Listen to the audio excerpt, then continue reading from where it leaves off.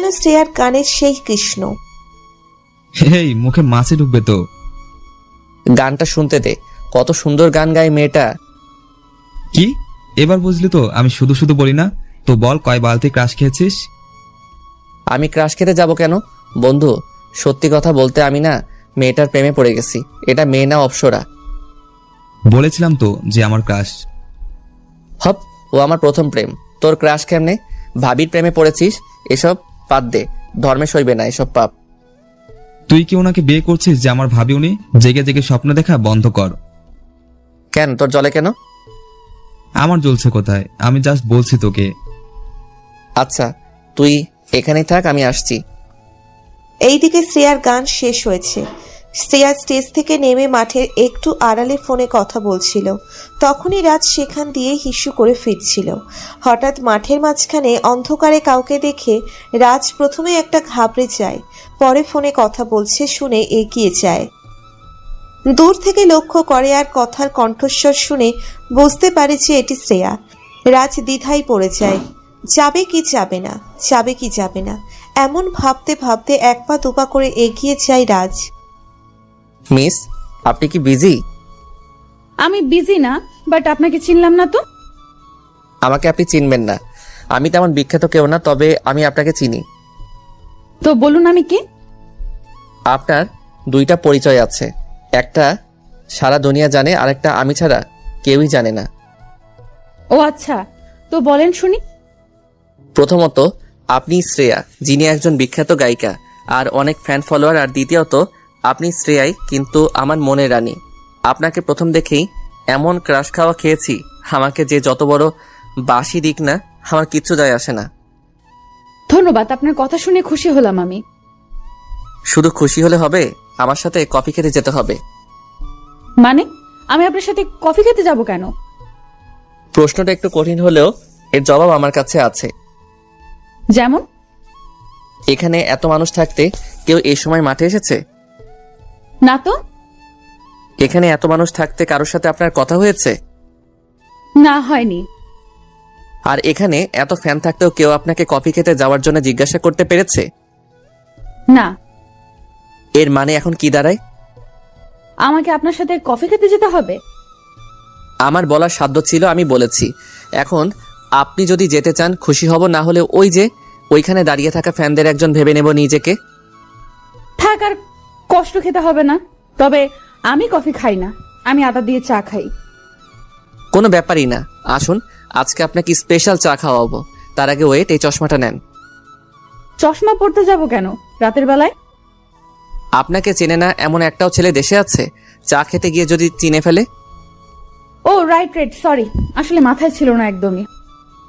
এখন চশমাটা পরুন, আর এই যে আমার মাফলারটা গলায় জড়িয়ে নেন। রাজ শ্রেয়ার গলায় মাফলার পেঁচিয়ে দিচ্ছে, আর শ্রেয়া ড্যাব ড্যাব করে তাকাচ্ছে রাজের দিকে। একটা ছেলে মাফলার পরিয়ে দিচ্ছে শ্রেয়াকে, এটা শ্রেয়ার বিশ্বাস হচ্ছে না। হয়েছে, এবার কেউ চিনবে না। একেবারে গুপ্তচর বানিয়ে ফেলেছি, আমি নিজেই চিনব না হয়তোবা দূর থেকে। এখন যাওয়া যাক, আমি আধা ঘন্টা সময় দিতে পারবো, আমার গার্ডরা আমাকে খুঁজবে না হলে। ওকে, তাহলে সময় নষ্ট না করে চলুন। রাজ শ্রেয়াকে নিয়ে চা খেতে গেলে সেখানকার পরিবেশ রাজের ভালো লাগলো না। একগাদা মানুষ চারিদিকে, এখানে শ্রেয়া চা খাবে কিভাবে সেটা হবে না। রাজ শ্রেয়ার হাত ধরে শ্রেয়াকে ছোট বাচ্চাদের মতো পথ দেখিয়ে মাঠে নিয়ে গেল। পাশে থাকা দোকান থেকে দুইটা টুল আর সাইড থেকে গাছ ভেঙে ভেঙে আগুন জ্বালিয়ে দিল। দোকানদার মামার কাছ থেকে ভালো করে দুইটা স্পেশাল চা বানিয়ে এনে শ্রেয়ার হাতে কাপ ধরিয়ে দিল রাজ। কি কেমন লাগছে? ঠিক আছে, এরকম ভাবে কখনো চা খাওয়া হয়নি। তাহলে আমাকে মনে থাকবে? অবশ্যই মনে থাকবে, আপনার নামটাই জানা হলো না এতক্ষণে। নামে কি আসে যায়? যদি ভবিষ্যতে দেখা হয় কখনো বা আমাদের তাকদিরে থাকে, তাহলে নাম কেন, অনেক কিছু জানবেন। আপনি কেমন যেন কবি কবি স্টাইলে কথা বলেন।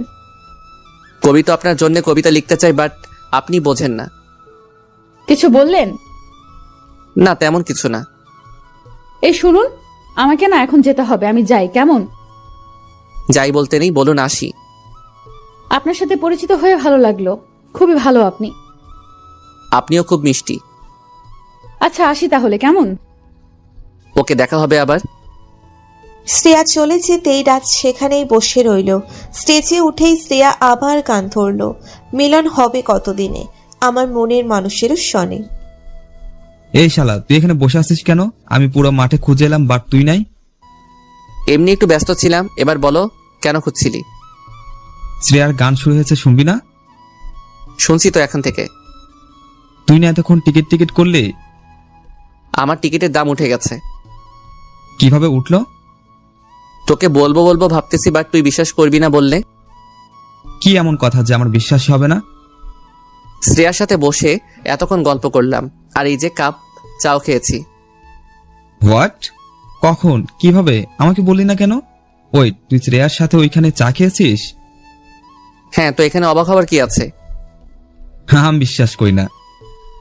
সেটা একান্তই তোর ব্যাপার। আর শোন, কাপগুলো এই মামার দোকানে দিয়ে আয়, আমি একটু হিসু দিয়ে আসি। নুহাস কাপগুলো হাতে নিয়ে ভাবছে যে আসলেই রাজ সত্যি কথা বলছে কিনা। তখনই দূর থেকে আসা লাউটের আলোয় নুহাস কাচের কাপে একটা মেয়ের লিপস্টিকের দাগ দেখতে পেল। মেয়েটা যে এখান দিয়েই চা খেয়েছে সেটা বোঝা যাচ্ছে। রাজ হিস্যু দিয়ে ফিরতেই নুহাস রাজকে প্রশ্ন করে, কিরে রাজ, তুই কি সত্যি শ্রেয়ার সাথে চা খেয়েছিস সেখানে? সত্যি বলতেছি, বাট তোর কথা শুনে মনে হইতেছে যে সেলফি তুলে রাখা উচিত ছিল। আমাকে ফোন দিয়ে ডাকতে পারতি তো, আমিও কথা বলতাম ওনার সাথে। আরে ভাই, আমি তখন ওই রকম মুডে ছিলাম যে তোকে ডাক দিতাম। এখন বাদ দে, ভবিষ্যতে আবার কত সুযোগ আসবে। রাজ আর নুহাস কনসার্ট উপভোগ করে সেখান থেকে চলে গেল। এইভাবে কিছুদিন কেটে গেল। আজকে রাজ একটা কনসার্টে গান গাইতে যাবে। আসলে রাজ নিজেও একজন সিঙ্গার, কিন্তু রাজ গানে তেমন মনোযোগ না, গুরুত্ব দেয় না। যখন মনে চায় গায়, আবার যখন মনে চায় না, আবার যখন মনে চায় বাদ দেয়। এই জন্যই ভালো কিছু করতে পারে না। কনসার্ট শেষ করে রাজ ওর চাচাতো বোন তুলির সাথে বাড়িতে ফিরছিল। তখনই গাড়ির সামনে কেউ হাত দেখায়। রাজ গাড়ি চালাচ্ছিল। গাড়ি ব্রেক করে জানালা খুলতেই মেয়েটি জানালার সামনে চলে আসে। কালো ওড়না দিয়ে মুখ ঢাকা, আর অন্ধকারে ভালোভাবে বোঝা যাচ্ছিল না।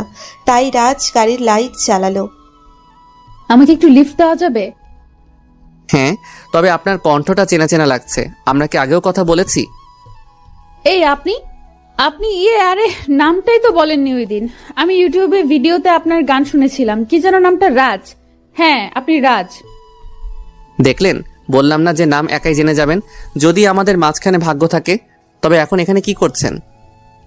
ও হ্যাঁ, আগে গাড়িতে বসি, তারপর বলছি। শ্রেয়া গাড়িতে উঠে বসলো আর রাজ ড্রাইভ করতে লাগলো। রাজের চাচাতো বোন তুলি ফোনে গেম খেলছে। ক্লাস 8-এর মেয়ে আর কি করবে? তো বললেন না এত রাতে এইভাবে বাইরে কি করছিলেন, তাও মুখ ঢেকে? আপনার কাছে আর লুকাবো না, আসলে আমার ফ্যামিলি টাকার লোভী। আমি এত দূর এসেছি নিজের চেষ্টা আর সৃষ্টিকর্তার ইচ্ছাতে, কিন্তু ওনারা এক টাকাওয়ালা ছেলের সাথে জোর করে আমাকে বিয়ে দিতে চাচ্ছে। আজকেই বিয়ে, আমি পালিয়ে এসেছি, কিন্তু বেশিক্ষণ পালাতে পারবো না। হয়তো ওরা ঠিক খুঁজে নেবে আমাকে, আর আমিই বা কোথায় যাব? তুলি হঠাৎ গেম রেখে শ্রেয়ার দিকে তাকালো। আপনি শ্রেয়া আপু না? আপি, তুমি আমাকে চেনো? চিনবো না? এই যে ভাইয়া আপনার উপর ক্রাশ খেয়ে সারা দিন আপনার গল্প শোনায় আমাকে। ও মিথ্যা কথা বলতেছে। আমাকে মিথ্যাবাদী বানাচ্ছ? আপনি এই দেখো, ভাইয়ার ফোনের ওয়ালপেপারে তোমার ছবি। শ্রেয়া দেখলো রাজের ফোনের ওয়ালপেপারে শ্রেয়ার ছবি। এগুলো কি? আসলে I love you, but it's okay, তোমাকে হ্যাঁ বলতে হবে না। তুমি এমনিতেই বিপদে আছো, আর প্যারা দিতে চাই না তোমাকে। ভাইয়া কিসের বিপদ? তুমি আপিকে বিয়ে করে ফেলো, প্রবলেম সলভ। এই পিচ্ছি, চুপ থাক। বিয়ে কি মুখের কথা নাকি? তুই বললি আর হয়ে গেল? কথাটা খারাপ বলনি আপি, বাট তোমার ভাইয়া আমাকে বিয়ে করবে না মনে হয়। এই ভাইয়া, তুমি বিয়ে না করলে আমি এইবার পরীক্ষায় ইচ্ছা করে ফেল করব, তখন তোমাকে আন্টি বকা দিবে। পিচ্ছি, তুই চুপ থাক। আর শ্রেয়া, আর ইউ সিরিয়াস? কারণ আমার কোনো চয়েস নেই, বাট তোমার থেকে বেটার চয়েসও কেউ নেই। ভেবে দেখো, এটা সারা জীবনের ব্যাপার। যদিও আমি তোমাকে ভালোবাসি। আমি ভেবে দেখেছি, আর সত্যি বলতে তোমার সাথে মিট হওয়ার পর থেকে আমি একা একা বসে তোমাকে নিয়ে ভেবেছি। কেমন যেন একটা অনুভূতি কাজ করে তোমার প্রতি, আর আমি লুকিয়ে তোমার কনসার্টেও গিয়েছিলাম।